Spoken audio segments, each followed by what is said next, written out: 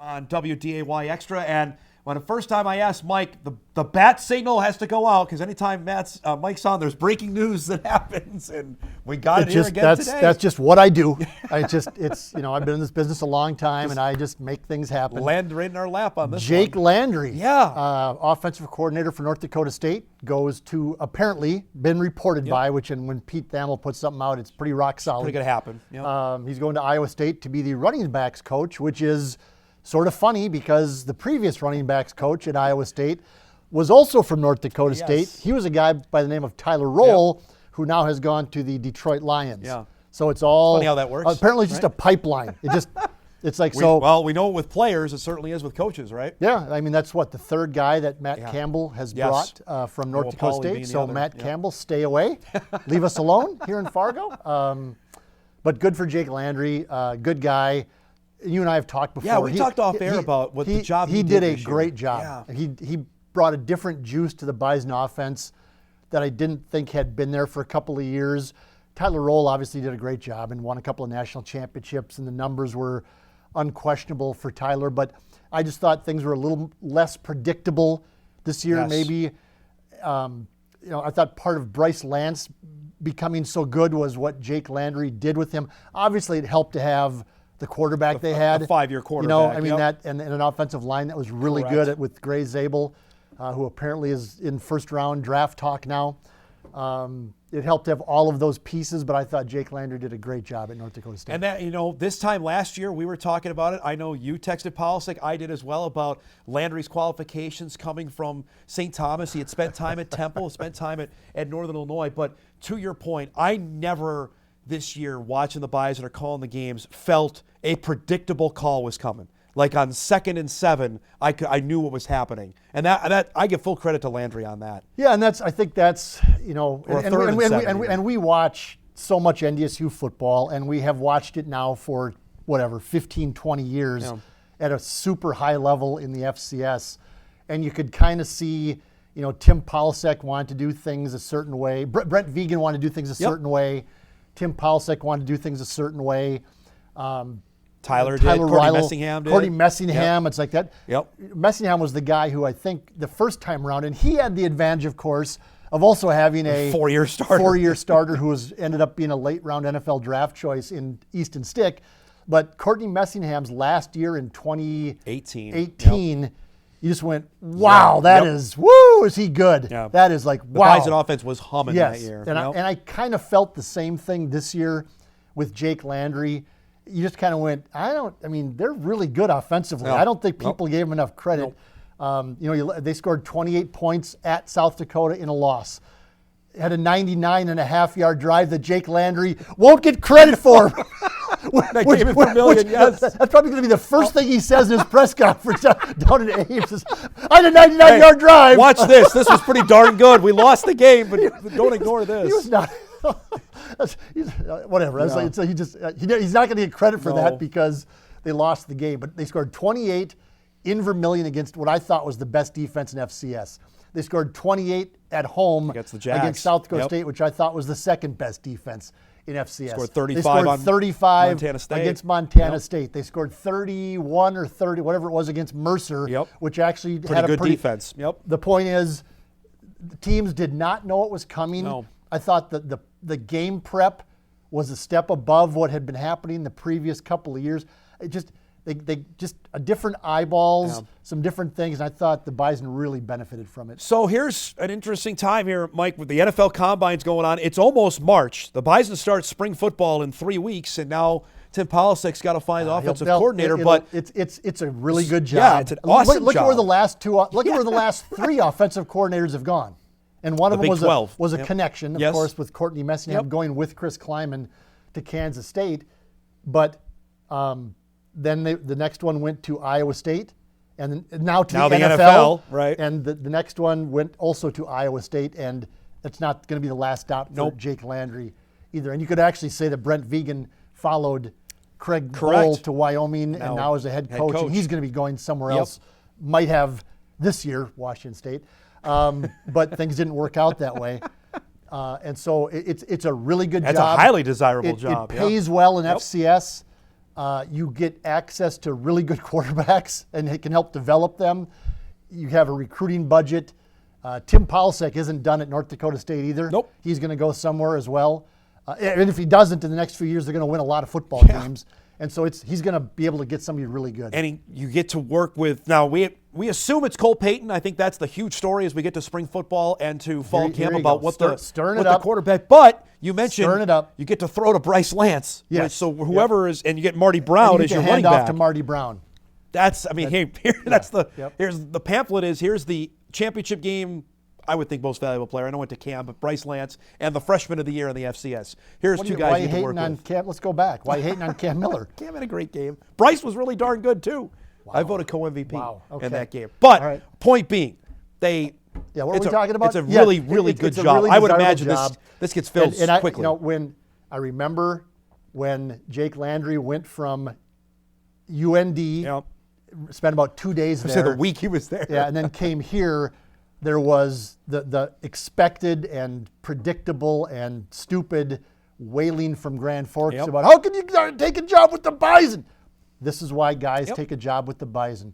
Danny Freund went from Grand Forks to South Dakota State. He's now at Washington State. That's why you take a job at South Dakota State, is you can go places from those schools. Those two schools. That's why. I'm going to switch the order up on Kyle, so I apologize for that. But you mentioned Gray Zabel, because we're going to get to this later, but now we got football chatter going on.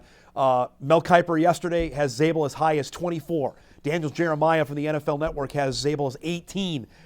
We've talked plenty about first-round quarterbacks at this school. They had two of them, and Carson Wentz and Trey Lance. To have a first-round offensive lineman, you want to talk again about going out and finding an offensive coordinator or putting out a poster? That's another one, Mike, they can brag about if they have a first-round offensive line pick. We'll see where he goes. I mean, he's still a lot. He's 2 months away from the projected draft. as a center, not a tackle, and tackles are obviously the most valuable offensive lineman. And if you look at the money that the Billy Turners of the world made in the NFL, you go, whoa, my goodness gracious. Or what Volson and Malk are making right now. Yes, and they're on their first contract, so wait until they get to their next one. But center is not, but it's a thin center class this year. He might be the best center available. Right. And that's what the NFL draft guys are saying, is that he hasn't played center in college, but he can play there, and he would be the best one available. And so if he goes in the first round, that's a heck of a story at North Dakota State. It goes back. I chuckle again, and everybody in FCS lives in their bubble. It's like silo, except us, because we sort of have a broader picture. You like to think so, yeah. The guys out in Montana, I think, have a broader picture. My buddy down in Springfield, Ryan Collingwood, has a broader picture of FCS because he's been around. But I remember when it was, I think there was like 25 NFL scouts at the NDSU, SDSU game. The regular season game, And predictably, again, our friends from South Dakota were they're all here to see Mark Gronowski. And it's like, yeah, they were there to see him, but the guy that's going to go highest on the draft board is going to be the left tackle at North Dakota State. So we kind of, I didn't think he was going to be a first-round pick. I thought second, third-round pick from what I was hearing. But he was the most coveted player in FCS this year. May also been looking at the quarterback for North Dakota State as well, considering what Cam has done here over even though you didn't vote for him for MVP too. in the championship game.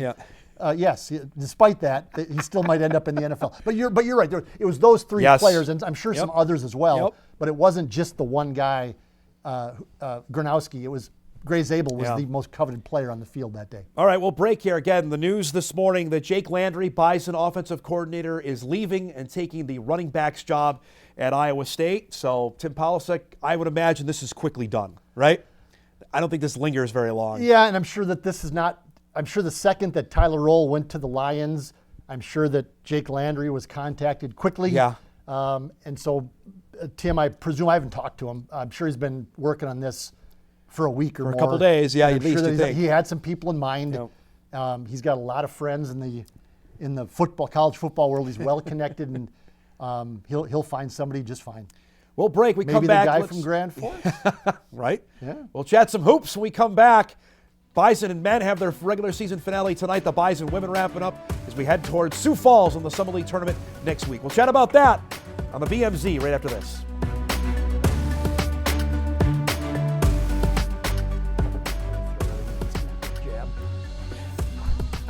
Just to jab somebody.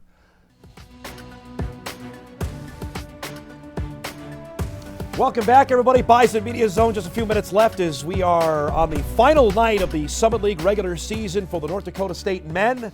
Michael, the Bison have South Dakota coming in. They are locked into the 4 of the 5. Basically, whoever wins tonight will determine what color jerseys they wear in Sioux Falls. The last 7 days was a roller coaster ride for NDSU basketball. Great win in Brookings. I think their best game of the season. I think you probably agree with that. Yep. And then a deflating loss at UND, which kind of typifies the year of what we've seen on this team. I think you're exactly right. I think it's you'd see the win over Butler, or the win over Santa Clara, and you go, okay, now they went undefeated in December, and you kind of went, all right, they might have something cooking here, and then they'd lose 2 games to Omaha and St. Thomas at home, and then they would win a game, and they'd go down to St. Thomas and get beat by 20 and lose at home to the Jacks the way they lost there. Just stunk it up at home, and so it just sort of that's what they are. You got to kind of, I guess, accept that it's.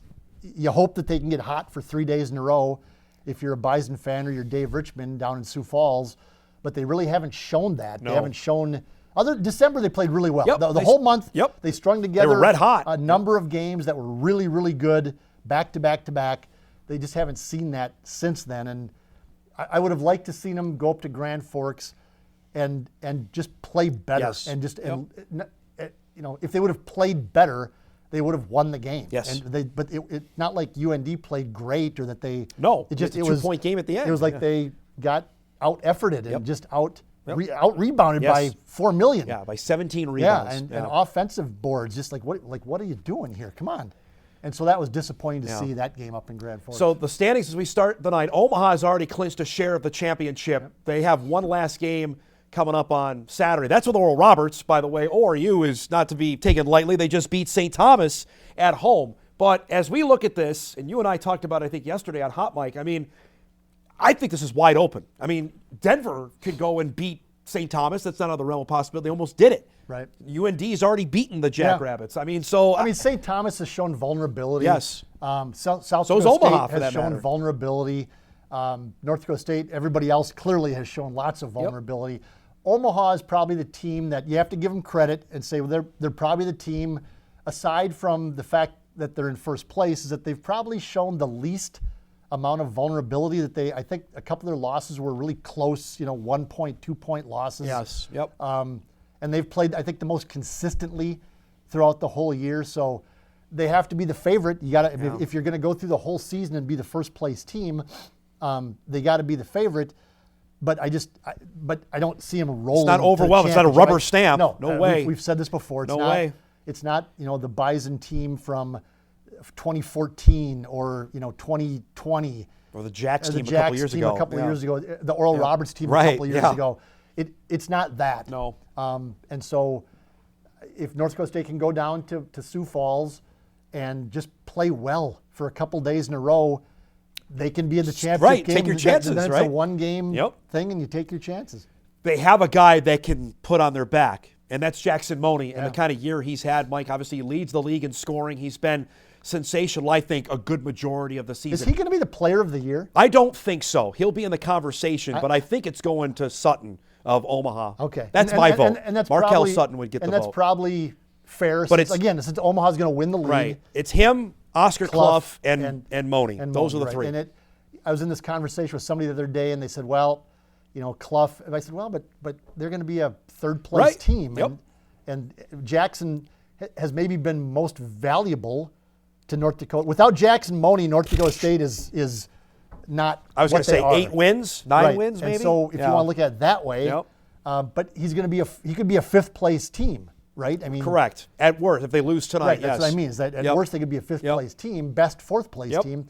So maybe you have to look at it and say, maybe Markel Sutton is the guy that deserves it. I still think Jackson Money should get heavy consideration. For being the player of the year in the Summit League. When you look at where they are in the standings, I think you're just said. I think that affects that argument there. St. Thomas has got to get some consideration as well, but they're so balanced. There's nobody I don't know who that would be. Right. I know it's Barnstable maybe that jumps out. There's nobody that would really. Minnesali's been really good. Dobbs has been big. But that's the Johnny Towers MO, and a credit to him is that it's. And I don't mean to diminish the good players that he has, but they play so well together. Yes. It's just they play better together than any other team in the league. Yep. it was so uncharacteristic of what we're used to with Dave Richmond's team in Sioux Falls, what happened last year. That we know we've reported it on what happened at the end of last season. It was ugly there, both on and off the court. Yeah. There's I think a different vibe. If they can get that first one, I say take your chances. They played Omaha tight both games. Yes. If they're good, Yeah. I think that's a coin flip game. It's not like Omaha's going to have some sort of unbelievable home court advantage. No, outside of the Jackrabbit fans I'm cheering not going to for say them. it's a coin flip because, again, you have to give Omaha credit for winning the league. Yeah. And they beat North Dakota State Twice, yes. reasonably comfortably both times. Yeah, right? Jameis Miller didn't play in that second Yep, game, but yes, but that is okay, fact. But they did. They did beat They them. did win both Yep. games, and so Omaha would have to be the favorite, and I think the gamblers would probably say the same thing. Yes. That there'd be a 5-point favorite, Probably. 3-point favorite, Yep. and so. But yes, but to your point, absolutely, it's not like you're playing. Again, it's not like you're playing Oral Roberts from a couple of years ago, where you go, well, I mean, everything is going to have to go exactly Yes. right, and Oral Roberts is going to have a really bad night. game. And then we're going to take our chances. This would be more of a Yep. let's play well and we can win this See game. what happens. I will say this. I mentioned this on Hot Mic, and I'm curious your thoughts. South Dakota State in a rare position where they're going to have to play 3 straight days. We're Yeah. used to the Jacks being the 1 of the 2. They've only won the tournament one time when they haven't been the 1 of the 2 seed. Yeah, but they go back to Brookings and sleep in their own beds. And I know, so but ask, 3 straight days is go down to Sioux Falls and ask any other coach what they think of the tournament being in Sioux Falls. That's our buddy Paul Mills. I know exactly what he has to say about that. He said it publicly. Yes, he did. The other coaches that I've Have talked not. with, and I'm talking numerous other Summit League coaches, perhaps coaches that'll be down there. I would imagine in a couple so, weeks. yes. And they say, "Gosh, it Yeah. sure is good to Yep. sleep in your own bed, and not have to fly or drive a bus or Yep. whatever, and have 10,000 of your own fans cheering for you." man. But we've had this discussion. Is the 3 games in 3 days a thing to you or no? No, they're college kids. Okay. I mean, they're 22 years old. When I was 22, Dom, I was going 3, we 4, go. We don't have enough time. 7 days in a row, and I'm, basketball not so much, Yeah. but other activities. Let's do the women's standings here quick. The Bison women have 2 games at home. They're basically locked into the 3, so they are going to have to play 3 games in 3 days. Oral Roberts scored 100 on them. The Bisons had 28 turnovers. Jory's team is trending in the wrong direction right now. Yes, they are. That Oral Roberts game was disappointing. Not good, yep. And I had talked earlier about I thought their performance up in Grand Forks Not great. was because UND was going the wrong direction Yep. at that point, and you're kind of going, gosh, I mean, what's UND going to do here? Because things aren't really getting better. No. And then all of a sudden North Dakota State goes up there and just does not look good at Laying all. egg up there, yep. They follow that up with just a worse performance against Oral Roberts, Yeah. giving up more than 100 points. There's something. NDSU is not very athletic. Yeah. They have some good players. They're going to finish third. Third. They're just not very athletic, and so Oral Roberts does have some athletic guards, and the style that they play under their coach is they go to the bucket. It's all a guard-oriented thing, craziness, yep. and it just doesn't match up well for NDSU. Before we go, again, a reminder, we've got Summit League Hoops here tonight on Extra. South Dakota, North Dakota State. It's the men's finale, 7 o'clock. You can see it live here on Extra. Highlights, reaction coming up on the news tonight after we're done. And we'll have much more on the Jake Landry news as the Bison offensive coordinator is off to the Big 12 and Iowa State. By the way, Iowa State's opener next year against the University of South Dakota. Oh, yes! So might be able to use that. That is going to be a tough Pretty good game. for Yeah. Iowa State because Yes. they go over to Ireland Right, for to K-State. play K-State, and they have to come back and play USD the next week. We got to roll. Thanks to Mike for coming by. We'll see everybody next week here on the BMZ at 10:30. Thanks for watching, everybody.